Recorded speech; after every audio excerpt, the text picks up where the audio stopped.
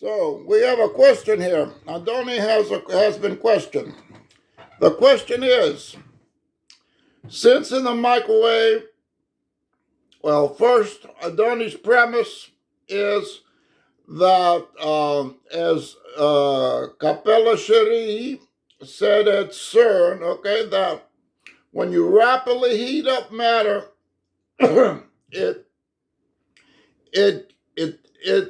it coagulates, it stays together, it doesn't pop apart.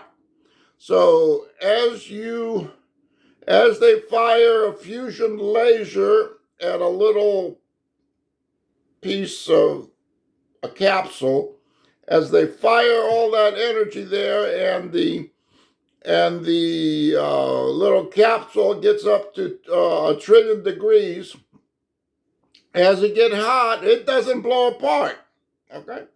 It stays together. But when we microwaved our rice, it blew apart. And we put a lid on it so that there wouldn't be splatter all over our microwave.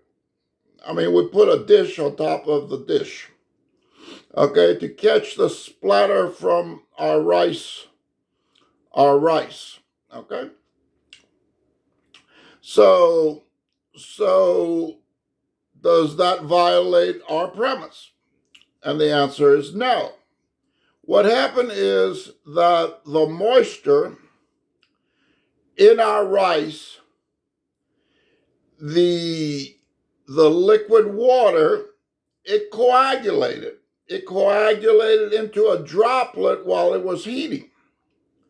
Now that droplet, okay, acted like a lens and magnified the rate of heating through compression. So the droplet compressed molecules, grew and compressed molecules of water, okay? And then it reached a boiling point, okay? And once that droplet reached a boiling point, then it blew apart. I mean, the principle is the same. The adhesion of the droplet from heating, the adhesion of the water droplet from a steam bubble inside, eventually the pressure from the steam bubble in the center blew the droplet apart. And the process of blowing the droplet apart resulted in cooling. Okay, so once you reach the critical,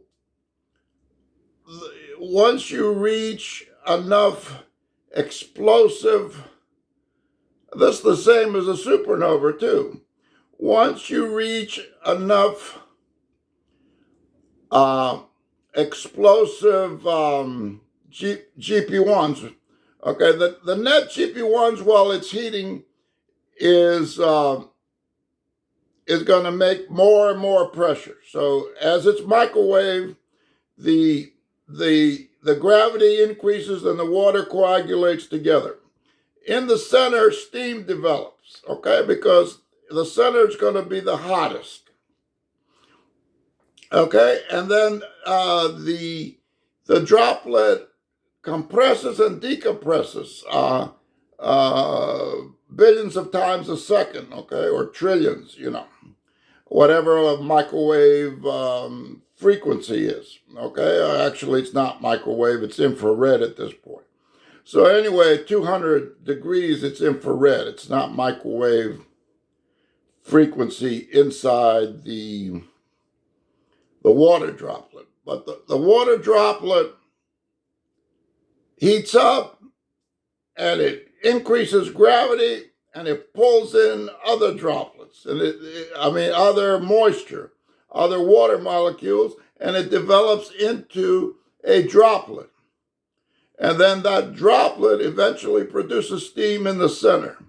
And eventually the adhesion around the steam cannot, the adhesion around the steam bubble cannot keep it intact and it blows apart. Once it blows apart, it's going to cool. It's going to cool rapidly, and that's where you get the explosion. The rapid decompression of the droplet, and it shoots the rice up. Okay, hopefully that is clear to you.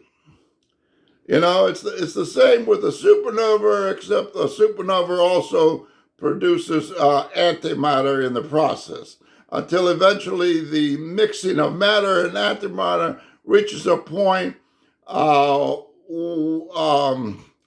do they call it? Escape velocity, okay? So it bounces back and forth, okay?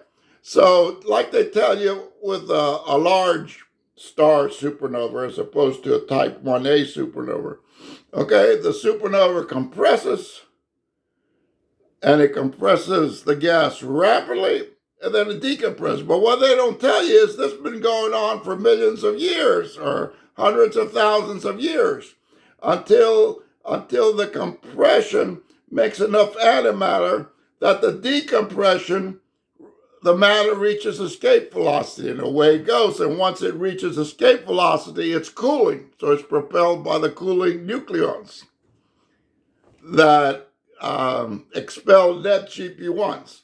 So you have two factors. You have the mixing of matter and antimatter, and you have the net expulsion of GP1s that powers a supernova other than a type 1A supernova.